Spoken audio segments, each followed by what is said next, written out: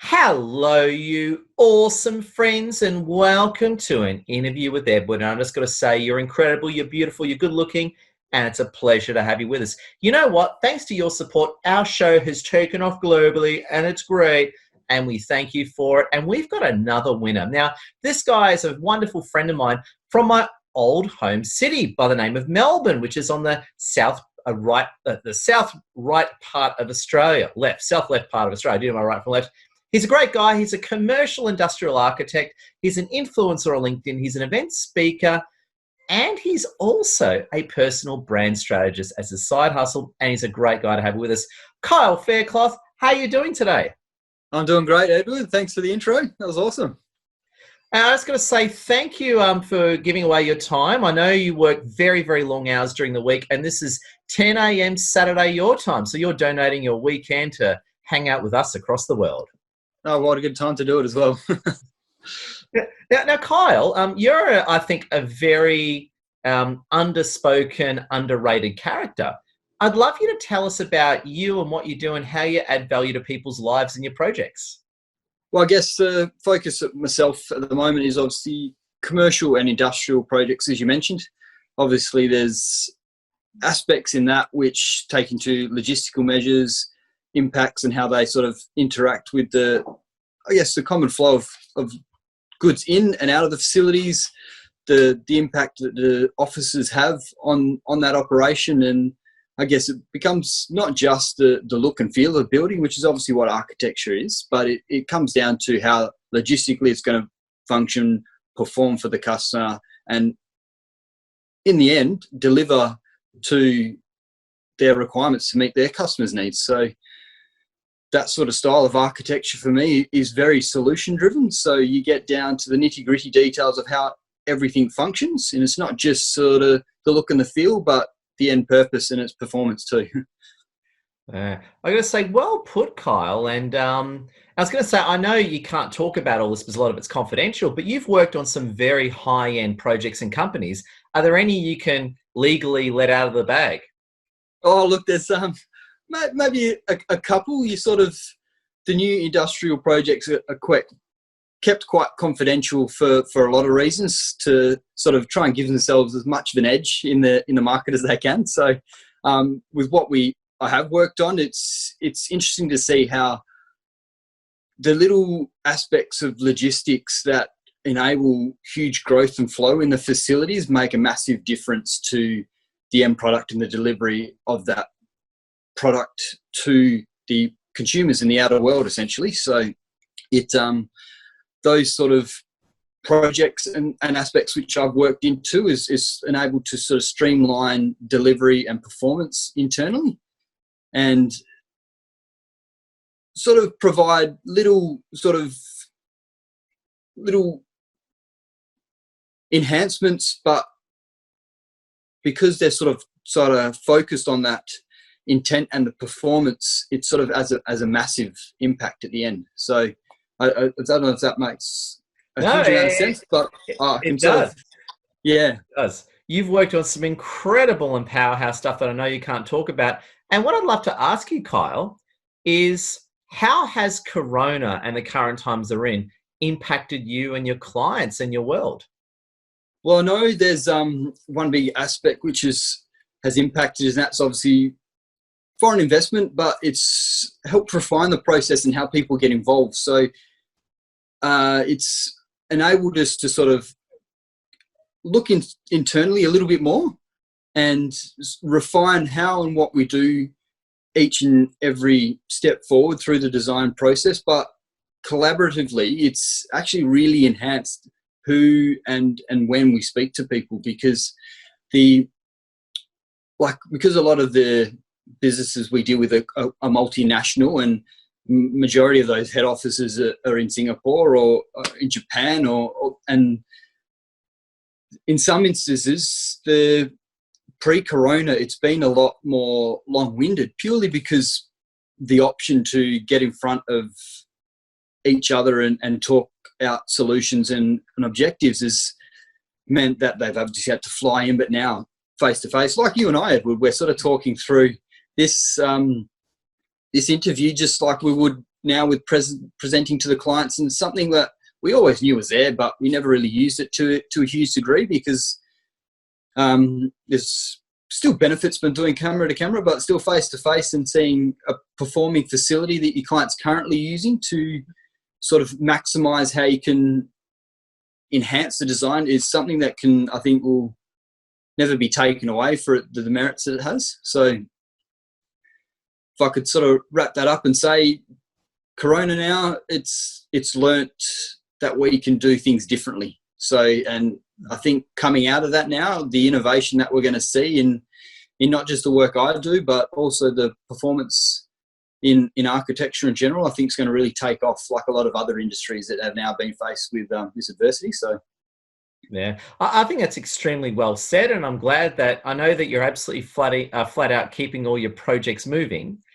What are some of for all of our great friends and family around the world watching this, what have you gone through personally with Corona, and what's your advice to everyone to best make the most of this very strange time in our lives? What I've found personally is that I would say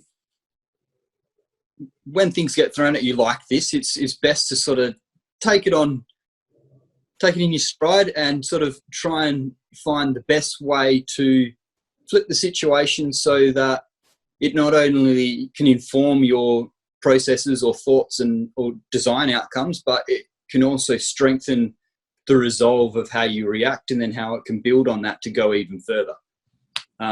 Like an article I recently shared the other day spoke about how the so-called open office might be dead. But I guess what it does is it doesn't kill off what we've already done or say, no, you can't do this anymore. It's more so, well, we still want to be able to do what we want to do. We want to be able to feel and act and think the way we want to still think, but it's just taking this new invention or this new thought on top of what we already had to then sort of build on those thoughts and go, well, let's sort of place certain strategic movements through offices now, just to sort of limit people's exposure with one another, to, I guess, control what measures may come up now in the future, looking at the impacts of what COVID-19 has done and almost shut down a lot of our industry. So I think it's those sort of things there that can really... On that note, you said something that immediately twigged with me, the term open office, right? Yes. Now, again, I hope I'm saying this with all respect. I hope I'm not insulting you or any awesome architects out there. No, not at all. But as you know, my wife, Lassie, awesome wife, Lassie, is in the business, and she's also a interior designer, as you know, right? And just for the sake of the audience. And we were having this conversation pre-corona. The whole open office thing. When the open office thing came out, I thought it was awesome. And after working in a few, I've come up the other end very dark on open offices. And I'm not the only one thinking that. There's a lot of critics of open offices out there. And again, I wasn't being negative. I came in as a fan of open offices, and over time, I really grew to dislike them. Am I the only one thinking that? What's your views on the whole open office thing? Because obviously Corona's finished off the open office concept, but I think it was on the way out before Corona anyway. What's your take on that? Yeah, look, I do find it is one to get wrong very easily. So it can impact the way people operate and function, but I guess it's one, having the right professional to do that. To get it right is an art in itself, I feel. So if you get it right, I feel it can really impact and harness your performance. But getting it wrong is even worse. To everybody's on top of one another. There's no sort of privacy. I can understand where impacts that can have a negative effect on potentially even things like mental health. So it's a balance, and I think just coronavirus now is going to make that balance even more important. Open office, I think, will always be around, and it always will have benefits, but at the same time, it's got to be well balanced and well thought to have those areas where they're open, but also where they're enclosed, private. It's got to suit your logistical needs internally, so that you're not finding it's just an open mess. So I can probably relate to what I'm saying, but it's it takes a bit of an artwork, that one. I got it. So in other words, you're saying it's not the open office concept it's a problem. The problem is that we've probably been exposed to so many poorly executed versions of it. We've got a dark view of it. Yeah, correct. It comes down to, you obviously got the layout, you got the style, but then it's also, well, certain individuals have got to be grouped together, and then those individuals have got to sort of be placed in a way where it's not going to impact the team next to them, or if they are, it's going to sort of be designed in a way where it enables closure. Because in an environment like myself, where it's architecture, we're a team at the end of the day, we're all working to one another, and sometimes it is a lot easier and a lot faster for us to quickly get up or turn to one another, turn to even the table behind us, and have a quick group discussion. Let's catch up in a sketch, or how are we going to do this? How are we going to make this improvement? And to do that when you're in cubicles, or the older format of call center is what they call it, wouldn't really sort of provide those benefits and I guess environments for us to thrive in our ideas. So yeah, you got to take the business model on board, who's working, how they're working, where you want them to work, and what do they need in their environment in order to get it to work. So it does take a lot of thought. Yeah, and I suppose on that one, and I know you're definitely the right man to ask this question to, and I've had a lot of people saying this to me as well, is that, and again, I'm saying this obviously with respect to everyone's intelligence. We all know that even if Corona ended this evening, right? Yeah. The world's permanently changed forever. And I've heard of many businesses who said, we no longer have an office. We're moving out of our office, or when we re-sign up our lease, we're going to go for less space. How is Corona, I know you're the right man to ask on this one, Corona going forward, even if it ended in the next hour, how does that impact commercial property and all that? I mean, I'd love to hear it from the horse's mouth. It's a thought that's being thrown around a hell of a lot, I can tell you. So, you see offices expand quite rapidly and quite large. So,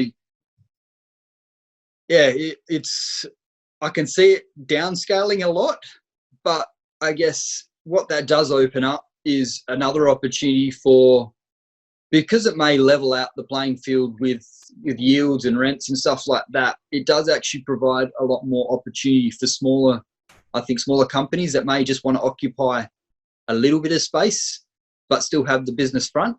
So I feel that coronavirus is actually going to maybe potentially level out the playing field a little bit in that sort of mid-range target where there's a bit of a gap between the larger players and the smaller players. But overall, I think it's like, you look at the larger corporations, they're not going to really probably downscale a huge amount, more or so just invite a bit more flexible working arrangements, that they're still going to have their desk in the office, because hot desking is now pretty much out the window with these sort of environments.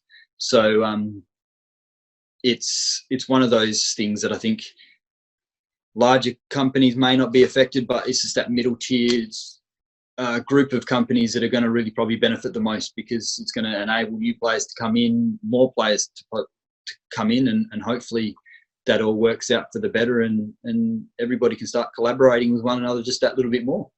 And why is hot desking gone? And by the way, I love the idea of hot desking gone. But why is it gone?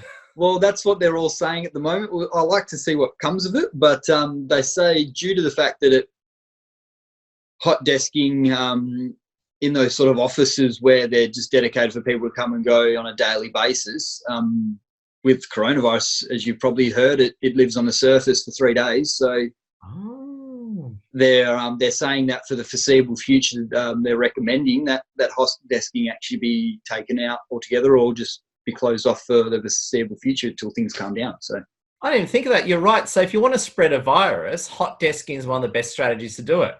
Yeah. Gotcha.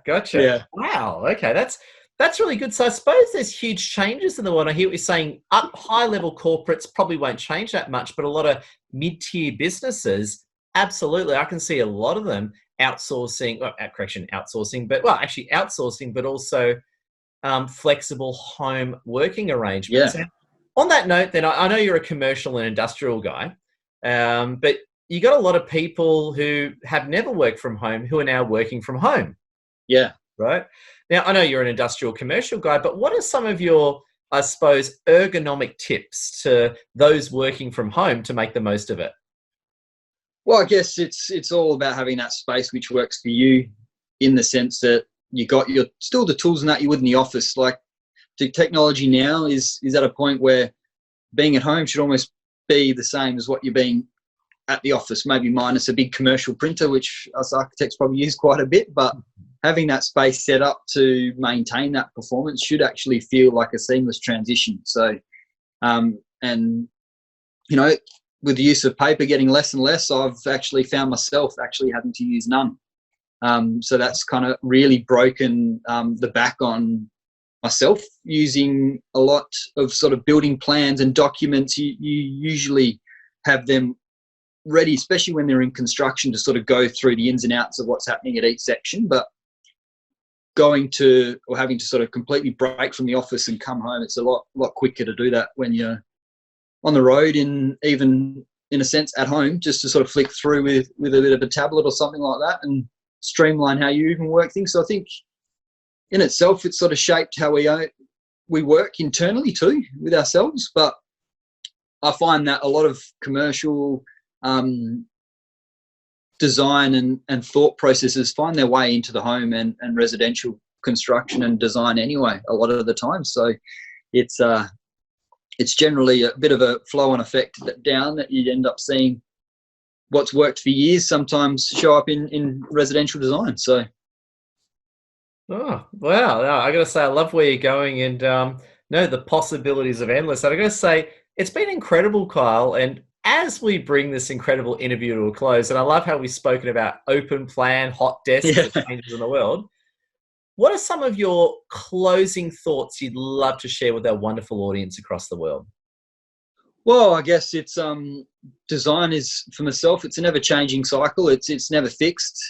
It's always fluent. It's working on the back of everything that we face every day, and that's where innovation comes from. And I think that's why I love this space. And to me, to work at the forefront of that and be involved in shaping not just my own sort of foreseeable environment, but everybody else's too. And I guess to take that even further and just sort of watch other people grow in their environment, I think is the biggest satisfaction with what I do. And taking my own career to that next level now as well is something that I'm working on, and just sort of looking for that next step. And obviously for myself, it's going to be trying to maintain a higher end career and get myself onto a board potentially, so I can grow that influence and impact even further, because I feel like I've got these ideas that are definitely going to make a great change. So it's about time to make that change, that everybody else can feel the benefits. Oh, well said. And just on that note as well, you're quite big on LinkedIn. You're quite big on LinkedIn. I know you speak a lot of events, obviously pre-corona. What's it like? How have you really taken off on LinkedIn, and how have you become, obviously you excel at what you do, and Yep. how have you excelled as such a networker and LinkedIn influencer? What are some of your hot tips there? Well, I guess it's never be afraid to speak to someone you don't know. It's amazing how much you can find from new connections that you bring into your network, and everybody's got a unique and their own sort of view on what they've done or how they've approached things. So put out thoughts and sort of see how others react and how others sort of engage with your comments. I think it's one of the biggest things to grow, because not only do they look at your posts and engage with it, and then sort of look to how they can add their little bit of impact or growth to that comment. So, and it's amazing how you can sort of piece those together and actually inform what you're doing in yourself to sort of really take your own thoughts to the next level. So I think that's one thing I've really enjoyed with LinkedIn, especially, is that networking, getting thoughts in, seeing how they grow, and then also looking at how you can refine and go, well, actually, I didn't realize that this person looked at it in this light. let's actually take that on board, look at it a little bit further, and put it back out. It's amazing how the community can grow in that sense, and it grows very, very quickly. So obviously you can see, well, that's why LinkedIn is probably one of the best platforms out there, and the only one showing a real level of growth out of all the markets that are out there. So, oh, well said. And also too, as well, I know you're in terms of some of your related side hustles, you also do a lot of retail experience consulting, obviously pre-corona and post-corona. yep. What's that like? What's your retail experience stuff like? Well, my retail experience stemmed from a background with the Super Retail Group and Super Cheap Auto, which I spent 12 years at initially. So, yeah, it's something that's always sort of been in the tool belt, I guess you can say, for having been there from quite a young age and seeing how they did things internally and how they set things up. And it's amazing how design in itself, and I think this is why I gelled with that sort of sector so well, was that you come into spaces and environments where people are exposed initially with what they have to offer, but to design that in a way which actually leads people through, gets them connected with not just what you're offering, but who you are as a company and what you're trying to achieve. You know, Super Retail Group, who I worked with for 12 years, were heavily customer satisfaction based, and that's why they have become so successful in all the group of companies which they operate with now. So it's taking that experience to connect with one another, but then also show, well, these are the products that you can connect with what you're trying to achieve and what you're trying to do, and it's about that journey through the store and how that can impact how you make sales and make transactions within the business. And the customer, you know, they leave happy and enjoyed what they've had, but they've also had the experience where they found what they needed without actually knowing that they needed to find it. So it's a cool thing to sort of be involved in. That was, so it's a nice journey when you sort of deal with retail experiences. Oh, very nice, Kyle. And just so I know, how can people, so I'm sure a lot of people have loved this interview around the world, how can people get in contact with you? Oh, look, they can reach out to me on LinkedIn, obviously. That's probably one of the better ways to get through to me. But in there's obviously always email and phone. My details are all on LinkedIn, so I'm always contactable, always approachable, and happy to have a chat with anybody who's looking to reach out and really sort of get down to some critical thoughts and look how they want to expand or even expand their own sort of business models and ideas. So, yeah, reach out, message me. LinkedIn's always the way, but otherwise there's email and phone calls too. Kyle, it's a pleasure. And before we finish up, can you I don't know if you can let this out of the bag or not, but what secret stuff have you working on? What cool Kyle Fairclough stuff do you have coming up?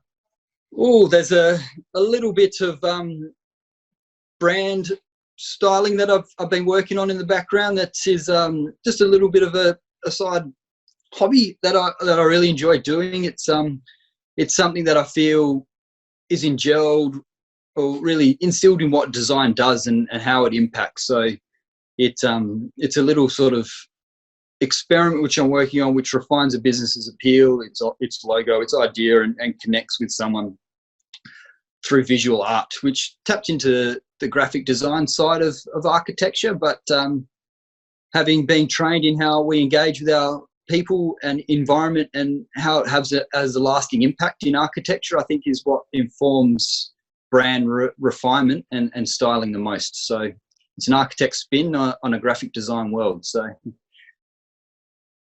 Kyle, very nice. I just got to say, this has been an incredible detailed interview. We've covered some real aspects, especially of design that impacts our modern world. I'm going to say, Kyle, it's been a pleasure. Thank you from all of us for being on our show. And just want to say that we appreciate you. Thank you, Edward. Appreciate you reaching out and putting me on this interview. Much appreciated.